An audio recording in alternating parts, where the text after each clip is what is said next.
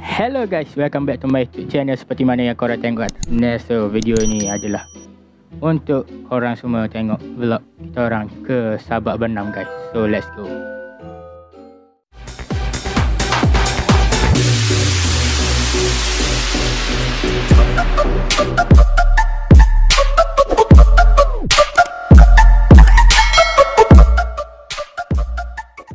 Guys, so sebelum kita orang mulakan perjalanan, kita orang pergi makan dulu pagi.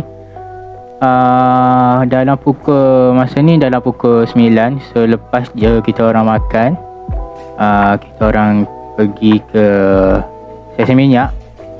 Stesen minyak ni adalah tempat pertama kita berhenti lah, sebelum kita orang bergerak terus ke Sabak Bernam. So korang layan je lah video ni. Aku tak buat banyak video sebab orang duduk atas motor kan.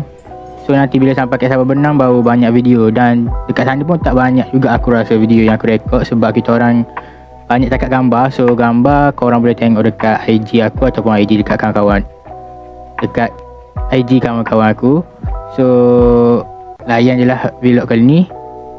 Itu saja. Nanti kita akan buat vlog seterusnya. Untuk video kali ni aku baru ada masa lah. So korang layan je lah. Harap korang enjoy. Hello guys, welcome back to my YouTube channel. So hari ni kita akan pergi ke Sabak Bernam.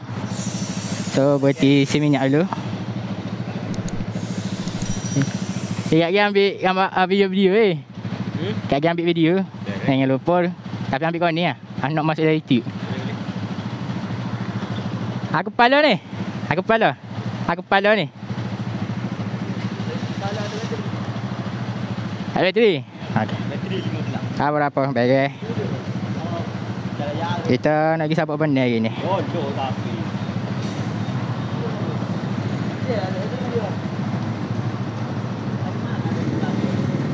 Jalan tu.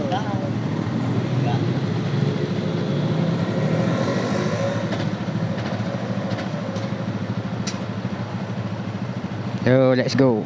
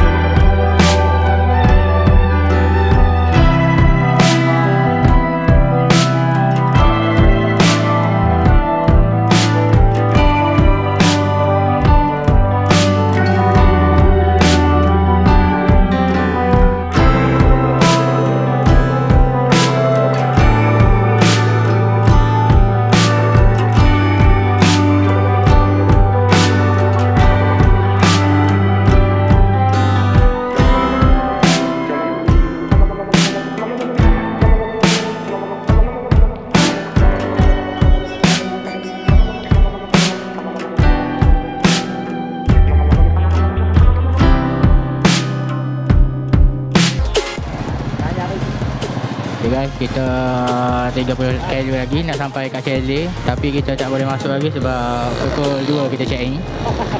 So just untuk kita orang tengok dulu Chalet tu macam mana. Nanti kita akan terus ke tempat yang pertama, rumah Ahmad House. Tu destinasi pertama kita. So sekarang kita menuju ke Chalet dulu untuk tengok suasana Chalet dulu. Lepas tu baru kita pergi Ahmad House. Dekat Ahmad House ni kita akan buat montage guys. So let's go.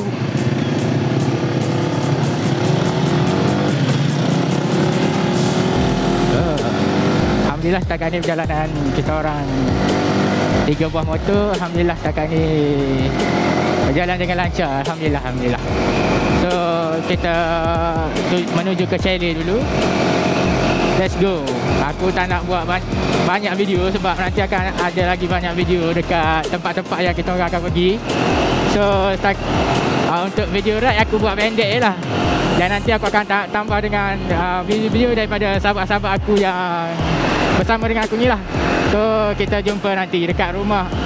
Kita pergi tengok chalet dulu, baru kita pergi ke destinasi yang sepatutnya kita orang sampai. Sekarang dah jam pukul 11. Jadi dalam setengah jam lagi kita orang akan sampai ke chalet.